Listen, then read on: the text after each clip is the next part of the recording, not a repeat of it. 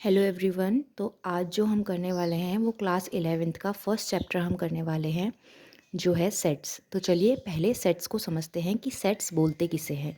तो यहाँ पे देखिए एज डेफिनेशन लिखी हुई है, अ set is a well defined collection of objects.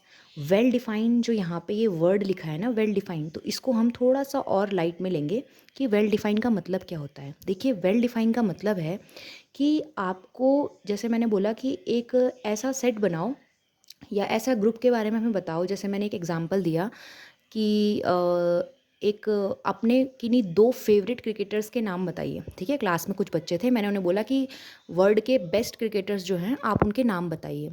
तो हर बच्चे से अगर हम पूछेंगे ना, तो हर बच्चे का जवाब अलग अलग होगा, है ना। कोई बोलेगा सचिन तेंदुलकर और युवराज हैं दो बेस्ट क्रिकेटर, या कोई बोलेगा कि विराट कोहली और महेंद्र सिंह धोनी हैं। तो ऐसे हम देखेंगे ना, तो वो सबके जो आंसर्स होंगे, जो ग्रुप बनाएंगे, जो सेट वो हमें देंगे ना, वो सबके अलग अलग होंगे। लेकिन इसके बजाय अगर मैं क्लास से क्वेश्चन पूछूं कि सेट ऑफ वॉवल्स बताओ, तो सबका जवाब क्या होगा? एक जैसा होगा, AEIOU, है ना।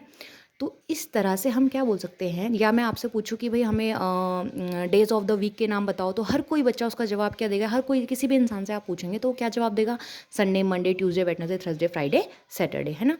तो इसका मतलब है आप सेट कैसे डिफाइन करेंगे? जिसमें सभी के आंसर एक जैसे होंगे तो वो तो सेट कहलाएगा, और अगर सबके आंसर्स अलग अलग होंगे तो वो सेट नहीं कहलाएगा। ठीक है, तो ये मतलब था यहाँ पे वेल डिफाइन से। दूसरा, कुछ एग्जाम्पल हैं सेट्स के। जैसे हमने बोला भाई सेट ऑफ नेचुरल नंबर्स बनाओ, तो नेचुरल नंबर में सबके सेट वही आएंगे, 1 2 3 4, है ना। और सेट ऑफ इंटीजर्स कैसे होंगे? सबके एक जैसे आंसर आएंगे, है ना। तो कुछ पॉइंट्स है रिमेंबर करने के लिए, जैसे कि objects, elements and member of a set are synonymous terms. मतलब अगर हम यहाँ पे बोलें a set is well defined collection of objects, तो एक ही बात है। हम बोलें a set is well defined of elements, तो ऑब्जेक्ट्स बोलो, एलिमेंट्स बोलो, या फिर नंबर्स बोलो, तो वो एक ही बात है। ठीक है। दूसरा क्या है, जो सेट है जब भी हम उनको डिनोट करेंगे तो वो हमेशा कैपिटल लेटर से डिनोट होंगे, है ना। जैसे यहाँ पे भी देखा होगा, नेचुरल नंबर के सेट को हमने कैपिटल एन से डिनोट किया, इंटीजर्स के सेट को हमने जेड से डिनोट किया, और रैशनल नंबर्स के सेट को हमने क्यू से डिनोट किया। ठीक है। बाकी उसमें जो एलिमेंट्स आते हैं, ठीक है, जो भी एलिमेंट्स उसमें आते हैं सेट के अंदर, जो एलिमेंट्स आ रहे हैं, तो उन सेट्स को हम, उन एलिमेंट्स को जो होते हैं, हम स्मॉल लेटर से डिनोट करते हैं। ठीक है। तो सेट जो है वो कैपिटल लेटर से डिनोट होगा, और जो उसके एलिमेंट्स होंगे वो स्मॉल लेटर से डिनोट होंगे। ठीक है। अब सेट को लिखने के भी दो तरीके हैं, दो तरीके से आपका सेट लिख सकते हैं आप। सबसे पहला तो आपका रोस्टर फॉर्म, जो कि आज हम डिस्कस करने वाले हैं, और सेकंड वाला है सेट बिल्डर फॉर्म, वो हम कल डिस्कस करेंगे।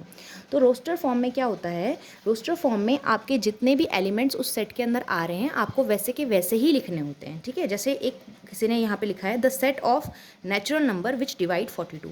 ऐसे नेचुरल नंबर्स का सेट बताइए जो 42 को डिवाइड करता है। तो आपने जो जो 42 को डिवाइड करते हैं वो नंबर आपने इसमें लिख दिए। तो 1 2 भी डिवाइड करता है, 3 भी डिवाइड करता है, 6 7 14 21 भी 42 को डिवाइड करता है, और 42 इटसेल्फ डिवाइड 42, है ना। तो ये सारे एलिमेंट्स जो हमने इसके अंदर लिख दिए, है ना, जितने भी एलिमेंट्स 42 को डिवाइड कर रहे थे वो सारे के सारे हमने इसमें लिख दिए। तो ऐसी फॉर्म में जब हम सेट को लिखते हैं तो इसको कहते हैं हम रोस्टर फॉर्म। क्या कहते हैं इसको? Roster form. और एक और बात है जो याद रखने लायक है, वो ये है कि in roster form the order in which the elements are listed is immaterial, thus above set can be represent. तो मतलब जो इसमें आप, जो ये आपने यहाँ पे एलिमेंट्स लिखे हुए हैं, इनको आप आगे पीछे करके लिख सकते हैं। तो इसको जैसे एक सीक्वेंस में ना लिख करके 1 2 3 ना लिख करके आप 1 3 7 21 6 14 और 42 लिख सकते हैं। ठीक है। तो अगर आपको ये वीडियो अच्छा लगा हो, समझ में आया हो, तो प्लीज़ इस चैनल को सब्सक्राइब कीजिएगा, और कल हम पढ़ेंगे इसी का set builder form. Thank you so much.